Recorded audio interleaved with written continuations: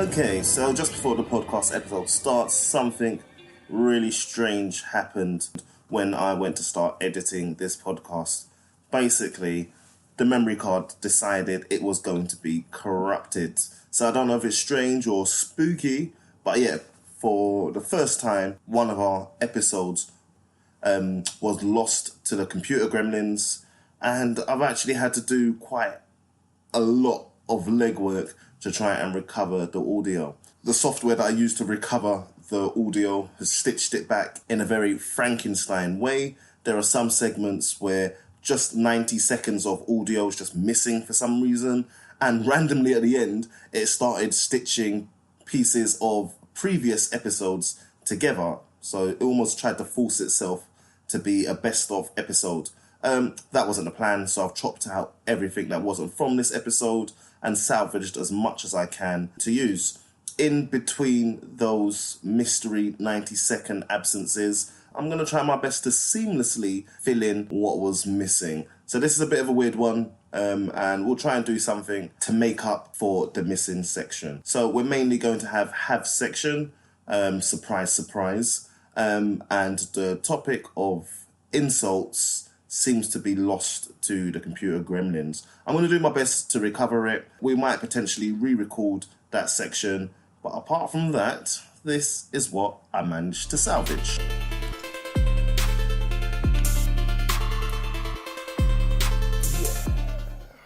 Alright, and welcome back to another episode of I've Heard It Both Ways, a podcast that comes out of the corner swinging. Why the corner? That's where you start a boxing match. Oh, right. Alright. Where did you think we were? Not a boxing ring. Where did you think we were swinging?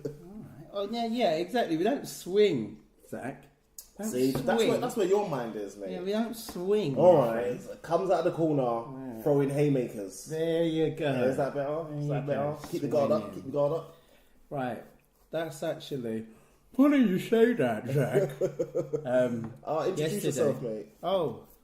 Well, no, because you just did a good link. Okay, go. And I'm Zach.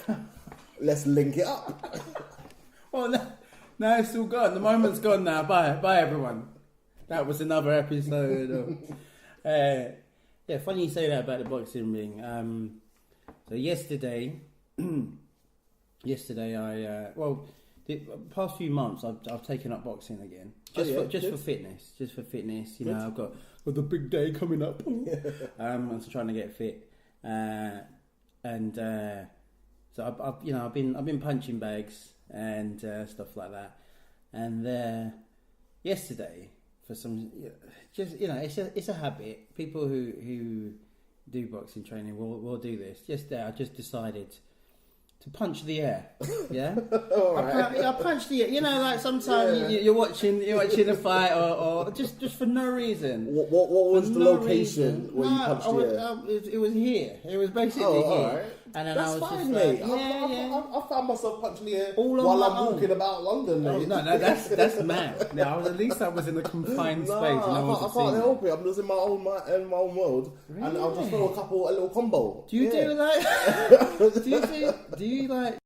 Okay, so at this point, have just details the intensity of the air punch.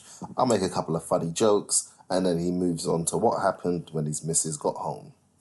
So then she came home and said, what did you do? And she knows me, obviously. Yeah. And she was like, you punched the air, Ian. And I said, yeah, I punched the air. And wait, hold on, she figured that out? Because I always do it. She's good. I always do it. I always punch. But I never thought I'd get defeated by the air. So the air is 1 and 0. All right. Yeah. And so I was thinking, surely that's got to be the silliest injury. Yeah. But I mean, I've heard of other people who sneeze and then they like dislocate the back or whatever. Yeah. You know. Unfortunately, it might. I don't know. It might be to do with age, or maybe just because I'm not stretching enough. You know what I mean? So yeah, like, Zach? Do you know of any ridiculous injuries like that? That's my topic. I'm trying to rack my mind because I'm sure I heard or had this conversation not too long ago. No, actually, someone told me that they were looking at the list of top 10 needless injuries or something like that. Oh, okay. But I can't remember any of them. What are you? Okay, here's an injury that I will never forget, mate. Do you remember Henrik Larsson? Yeah. Henrik Larsson, Footballer. played for Celtic for many a year. I rated him as a player. It was good to see. Well, he was a Man United player, wasn't he? Even before he came to Man United, he was a really good player. Dark skinned, playing in the Scottish League, and yeah, I just kept my eye on what he was doing and how he was. And then he came to play for Man United, and I was like, okay, yeah, we'll have him. Very good, isn't he? Barcelona, then. Did he go Barcelona first? Yeah, no, but then he went to Barcelona. I don't remember. He wasn't with us for long. I can't remember either. I just remember he had some horrific injury, and I was just young, just thinking, he's only just got here. How did he have this injury? But what was worse is that it kind of looked like it came out of nowhere. Yeah. Do you remember the actual injury that we're talking about? I don't remember that injury. It looked like he was running, and he wasn't tackled or anything like this, but ended up with a broken leg, as in his leg was snapped. And I think there was some of the turf that must have like bubbled up or something like this, and just his leg went into it in some weird way. But yeah, that was a nasty injury. Those ones though, like when there's no one around. Exactly. Because footballers, they tend to pretend we've got our Roy Keanes and everything like this who will actually injure you. And what you're saying, some of them roll around pretending that they're but then when there's no one around and you're falling, and you can tell when it's. Mate, I hope I'm remembering this correctly, but I don't think there was a tackle involved. He was running. He must have hit a bit of turf that just went wrong. And yeah, his leg was just broke, and you could just the photo that they had in the newspaper. I actually had to keep that newspaper just to see like the level of the injury.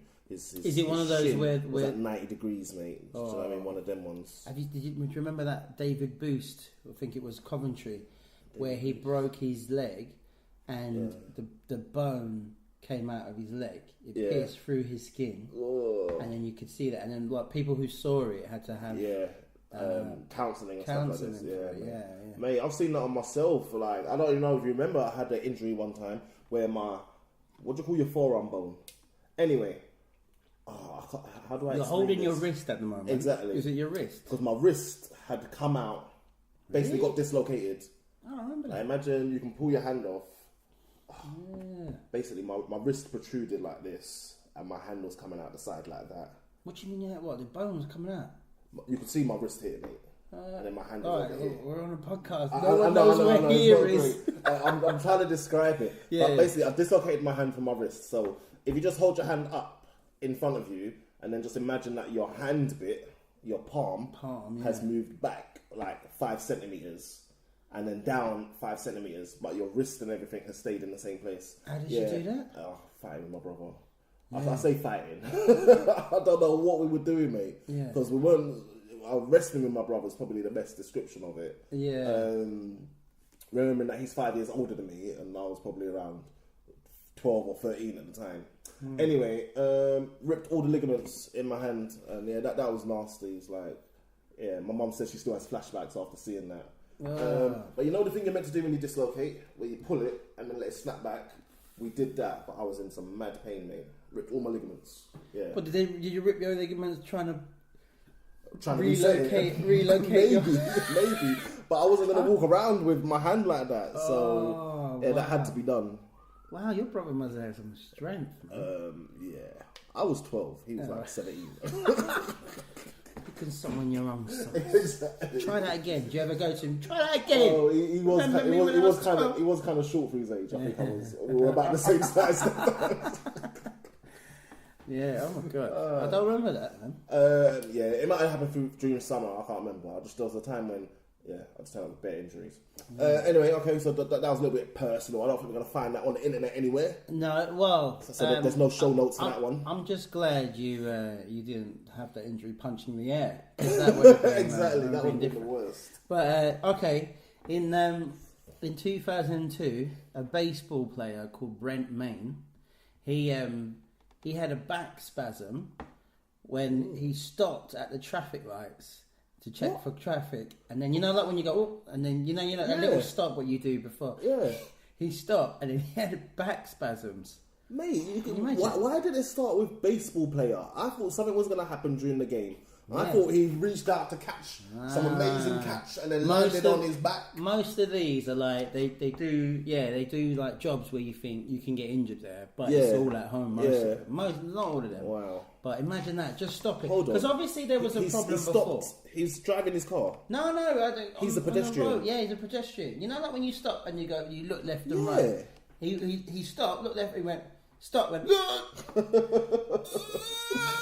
Hold on, what is a back spasm? Is it just like one?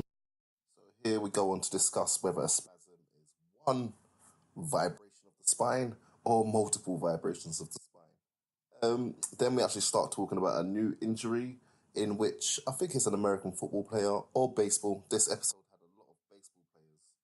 A baseball player tries his culinary hand by cooking a boiled egg in the microwave. Takes the egg out of the microwave, knocks it on the shell, and I'll let Hav carry on. And it exploded in his face, and he had a burnt face. Boiling hot egg juice. In his face, mate. Oh. Imagine explaining that one. Have you? That's actually funny. You know, like some, you know, if you're a footballer, everything's like with to do with your legs, with your feet, isn't it? Like, I think I know this one. Yeah, so who's the guy? You might know a variation of this. I remember this. No, it's not. I think Darius Vassell. Is it Vassell? No, but I think he comes up later. Right. Can I tell my Vassell story? Yeah, because I did mine first. Dave Besson. So he dropped a bottle of salad dressing, and instead of just like getting out the way like most people would, he's a footballer. He tried to control it with his feet, and he broke his toe tendon. He severed his toe tendon. Yeah. No, mate. What was this, like some 5 kilogram bottle of salad dressing? No, but you know what? Because I do that. If something's dropping, like in the kitchen or something, I won't put my foot out to control. Here we go. Fucking kick it up. Is it? No. But at least to brace the impact. Zach kicks it back onto the cabinet. Perfect. Yeah. Perfect. Yeah, that's right. That's right. That's a reflex though. Something's dropping near me. I will kick it. That's not a reflex. Well, if I let it just smash to the ground, it's gone. At least I can try and brace the impact a little bit. Anyway. You can brace the impact with your bone, mate. What's your Vassell thing? Because I want to try and find it as well. I can't remember. He had a blister underneath his toe. And he That's decided, right. Yeah. He decided that rather than see any sort of medical attention, that, you know, he's a rich guy. He has all the equipment that he needs at home. Yeah. So he went to his first aid box, pushed it out of the way, and got himself a power drill. Yeah. A hammer strength power drill. And decided he was just going to drill through the top layer of his toe. Imagine. So he could relieve the pressure on the blister. And he was just drilling, and I don't think he knew where to stop. So I don't know what it is. I just remember he drilled his toe. He didn't drill it off, but he must have just gone too far. Or maybe he went all the way down to the blister. Who knows? But he got that was it. So he was out of action for ages. No, but he got the whole thing was he got fungal infection. Yeah, was that because he used the drill on it? Because he used the drill on his toe. That was. But hold on. So is it that he did all of that and never told anybody? Because if it happened on the day, then you just go to the dentist. The dentist. My man's got teeth on his toes. I had drills. It's the dentist that uses a drill, isn't it? Then you just go to the doctor and you get your antibiotics or whatever. You go to the dentist and go, where'd you get your drill from? Because my one don't work. Look at my toe. Have you got any recommendations? A dentist drill might have worked, It would be a lot better. Yeah. So he it sounds like he did it and then just left it for ages, and then the fungal infection was even worse than the blister in the first place. Yeah. Well, that's his own damn fault. What a guy! Caps for England. Are you scared of spiders, Zach? I don't think so. Well, I'm not disproportionately scared as other people. If the spider's crazy big, then yeah, I might be a little bit hesitant. Oh, my crazy big. What are you, freaking Snapchat child? Right. A base